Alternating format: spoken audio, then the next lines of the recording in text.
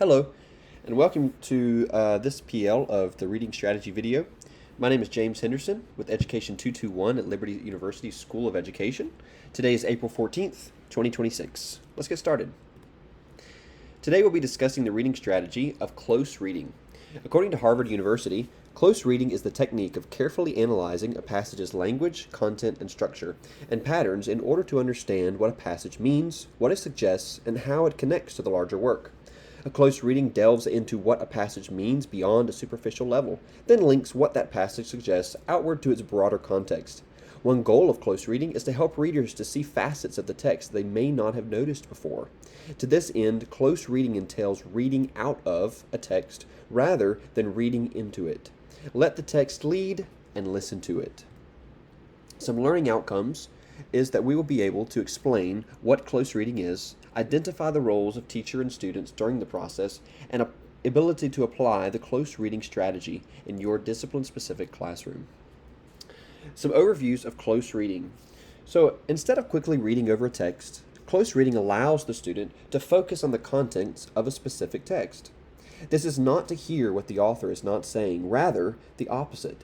Close reading is where a student examines a specific text multiple times to deepen their understanding of what the author is trying to convey.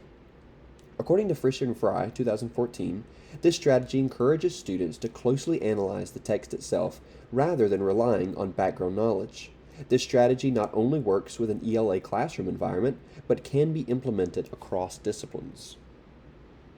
In this reading strategy, there should be multiple readings of the same text. However, this is not to be the same kind of readings. The first reading should be a basic reading of the text. This is your warm-up rep to get familiar with what you are working with.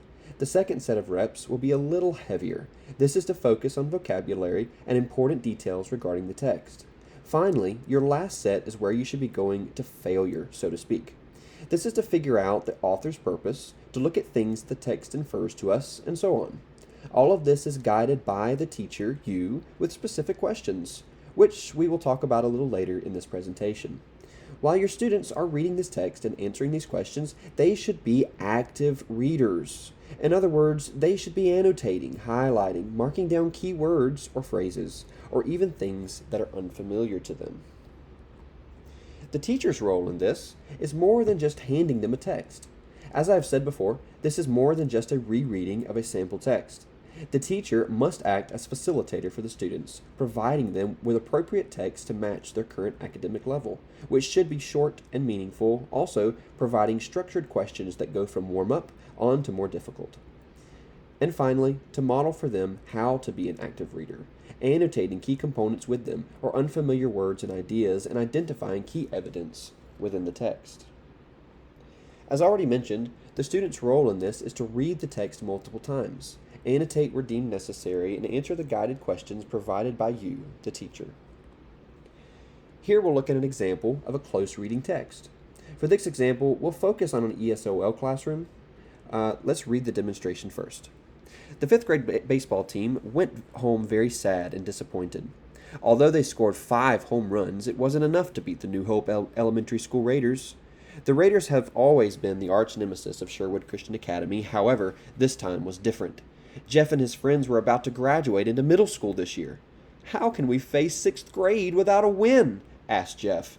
His teacher responded, "Jeff, although you didn't win, you did your best, and that's what matters."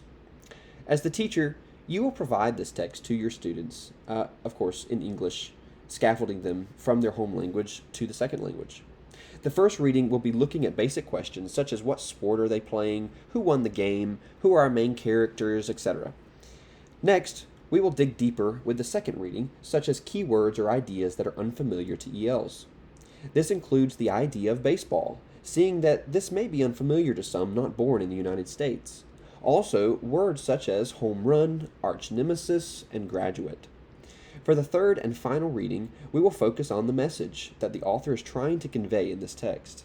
Some guided questions may include, why was Jeff disappointed, or why were the kids nervous about going to the 6th grade? What lesson could the author be trying to teach through the story, and what did Jeff learn? Thank you so much for watching this PL today. I hope you learned something. Some references include Fisher and Fry. and Harvard University. Hope to see you again. Happy learning.